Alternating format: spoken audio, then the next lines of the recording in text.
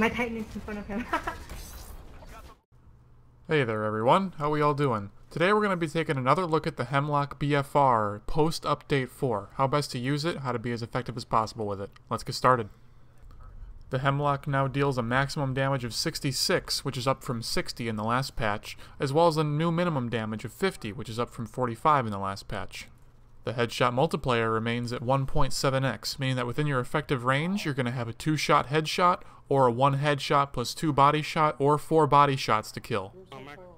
Range drop-off remains unchanged in Update 4. Your drop-off still starts at 32.39 meters and ends at 43.82 meters. This is the exact same range profile as the Carbine. However, the Hemlock has the potential to be doing a lot more damage over range than the Carbine just because of the difference in damage stats. Your 4-shot kill range is going to be much longer than it would be with a Carbine.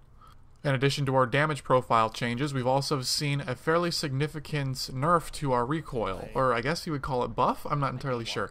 Basically, your recoil has been reduced very dramatically, so now it's a lot easier to use the weapon at longer ranges, and the Hemlock is now much more effectively able to fill the role of a long-range marksman's rifle like it was originally intended to be.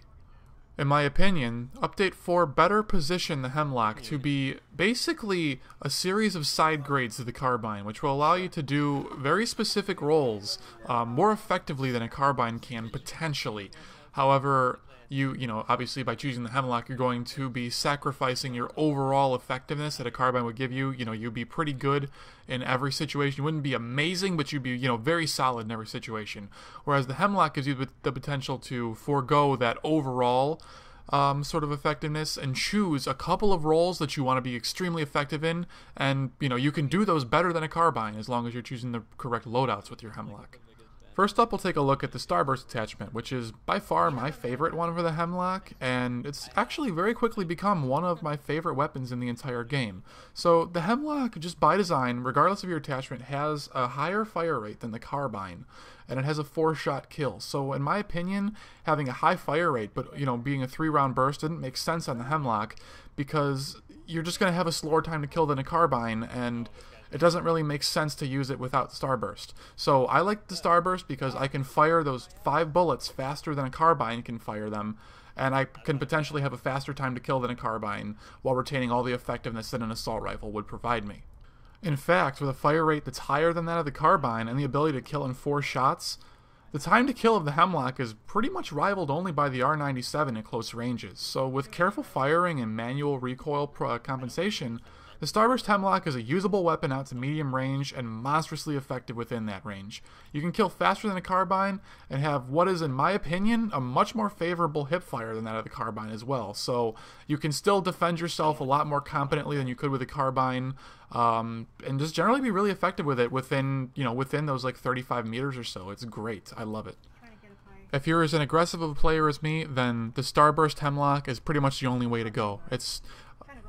I can't put into words how much I love this weapon now after the patch. You know, the recoil changes have made it so much more usable, so much more consistent and reliable, and more effective at more than like what felt like 5 feet before. I could actually use it at a decent range and still be pretty solid with it as long as I'm manually compensating for my recoil by pulling my mouse down while I'm shooting sometimes, and just, you know, controlling my shots and being overall more effective at all ranges.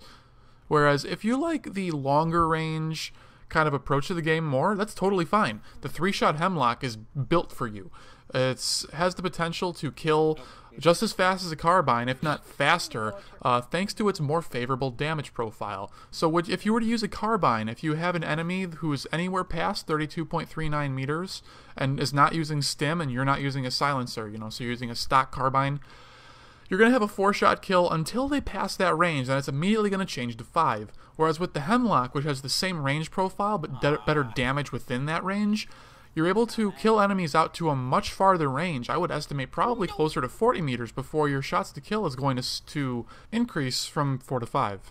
To reiterate, if you're looking for an all-rounder kind of weapon that can fill any role and will let you move around very freely, Carbine's probably the option for you. But if you know exactly what kind of role you want to fill, going for a Hemlock with the proper attachment is always a very smart choice. Typie joined your channel. Titanfall on the server. You're Typie left your channel and switched to the G10.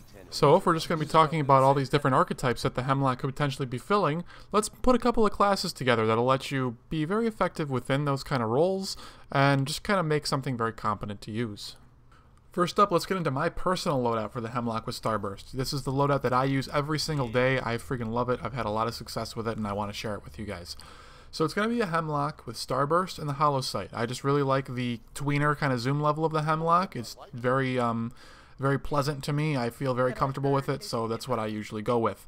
For my secondary, it's pretty much always the Wingman. Why I choose that is because with the Hemlock's damage now being buffed to 66, remember that the Wingman deals 135 damage. So what's 66 plus 135? 201.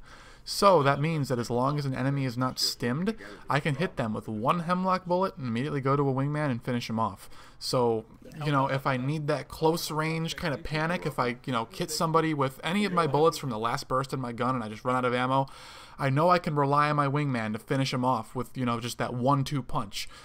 Pre-patch, I would have said the RE45 auto pistol was probably a good choice, just, you know, for that close range kind of defense, but seriously, you know, now with the Wingman, all you need is that one bullet, so, you know, let's just go for the one shot, and we'll retain our long-range effectiveness with the Wingman, too. If we're not feeling comfortable using Starburst past, like, 40 meters, we can always switch to a Wingman to blink away at people. I mean, you know, people with R97s and shotguns do that all the time, so, you know, why should we kind of exclude ourselves from that little cool kids club? Just because we have a long-range assault rifle in our primary slot. You know, whatever we feel more comfortable with is what we should be using, so I'd strongly recommend the Wingman for this kind of application. For your anti-Titan weapon, mag launcher all the way. I don't really like it a whole lot, however I recognize that it's indispensable in getting rid of pilots that are rodeoing enemy Titans, you know, be it in CTF or Mark for Death, so very important, I like it a lot. Ordnance, I always go with frags, not a lot to say there. I mean, they're frags, they're super fun. Tactical ability for stim, just so I can move around faster, regen health for people that are really close to me. Power cell to get that up as quick as I can, and warp fault transmitter, so if I'm rodeoing enemy Titans, I can crush them super easy. Now when it comes to our second loadout, the more long-range oriented one, the only things that I'm really going to change are my Hemlock attachments. So I'm going to go for an AOG over the Hollow Sight just for that increased zoom level, albeit it's not much, but it's still something. In addition, I would go, obviously, instead of the Starburst, we're going to go for extended mags just to switch back to our normal 3-shot burst firing mode. It's really as simple as that. You know, you're gonna keep a lot more accuracy and effectiveness at longer ranges, and you still have that newly buffed damage profile, so you can still get your 1-2 punch, you know, with your 3-shot burst at close range, followed up by a Wingman shot, and that's a guaranteed kill as long as you get one bullet from each weapon hitting an enemy.